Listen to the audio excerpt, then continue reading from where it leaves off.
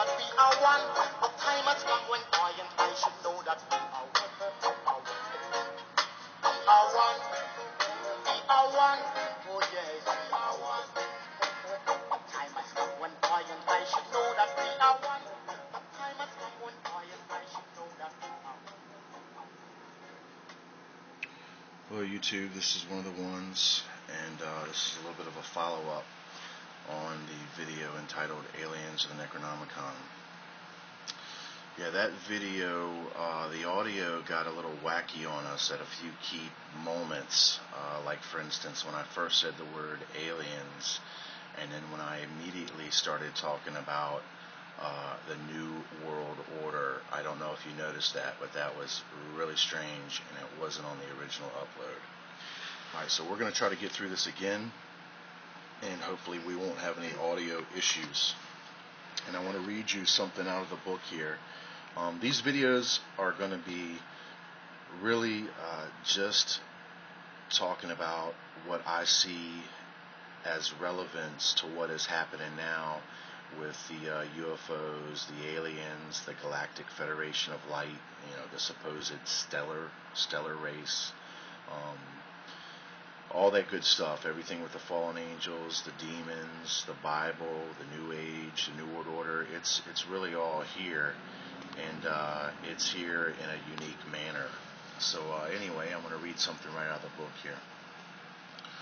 The ancient ones, lords of a time before memory, are being drawn by the smell of confusion and the hysteria and mutual hatred of the primitive life forms on this planet, human beings. Unless the gates are secured against attack, unless humanity awakens to both the real danger and the real potential for evolution. Alright, I want to talk about something here. I tried to talk about it on the last video, but it was omitted for some reason. But this gates thing is real popular, and you'll be familiar with it when I say it paired with another word, Stargates. And that is what you're hearing in reference to these extraterrestrials, these UFOs, coming and leaving from our world via these Stargates. And the word star in the Old Testament really isn't in reference to the stars in the sky. And in some ways it is, but its more common use is in reference to the angels of heaven. They are more commonly referred to as the stars. So we have a direct relation between star and angel, at least in biblical scripture. So when you hear the word Stargate, you're really hearing the word or the term angel gate or angelic gate. And for these beings, these demons or extraterrestrials as they call them, they need these gates to come and go. And what brings them through these gates are spells and incantations via the magician, and which is what really this book is a magician's handbook. So some of the spells are symbols like you saw in the front of the book, and this spell or this symbol would evoke a particular demon, as they put it. And I would just like to call attention to what we're probably all familiar with in old horror films, and that's the theory of a vampire not being able to enter your home unless he has been invited. And if you know the original, and I'm talking the very original story, how Dracula, the Draconus, originally got his start in literature and lore, is that he is a fallen angel. Now, isn't that interesting? And then that goes on to show you why he is repelled by the Christian cross, and why he's able to shapeshift between forms. He's able to take flight, dematerialize, and all these other things appear at will that we know that these supernatural entities calling themselves extraterrestrials can do. So it is a definite, interesting correlation. And being that there are these gates, which is what this book is really all about, the opening and closing of these gates for these beings to come through, it means that these beings are really barred from this world.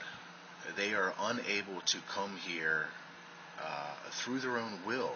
It means that they have to be invited, just like the Dracula legend that we're all already familiar with. On a childlike understanding, on a very simple childlike understanding, we could see that there's something wrong here, that there is something that isn't right about these gates.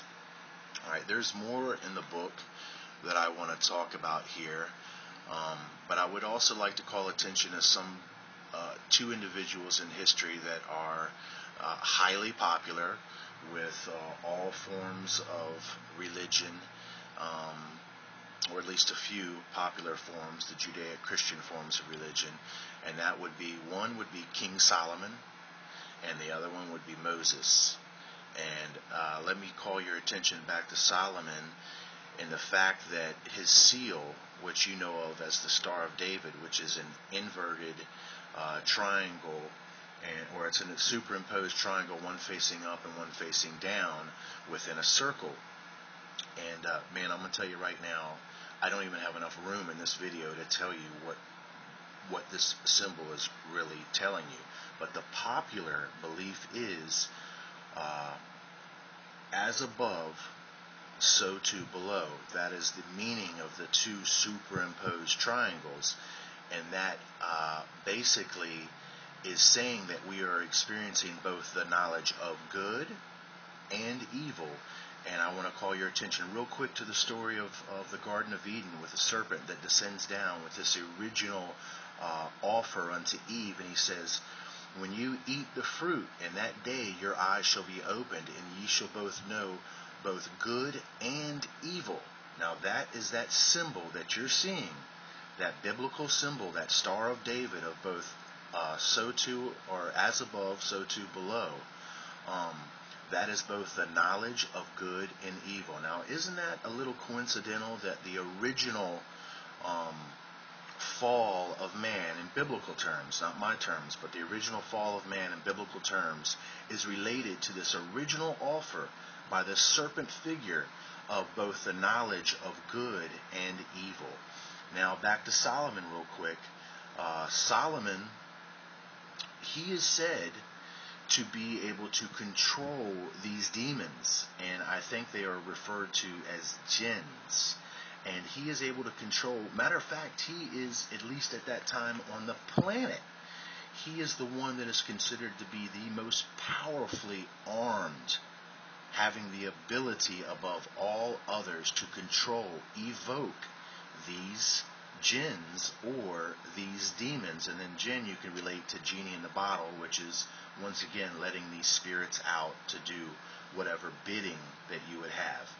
Alright, I'm going to stop here because the video is getting a little long and I'm doing it from an Android phone, and I will recap on another video here real shortly. Thank you.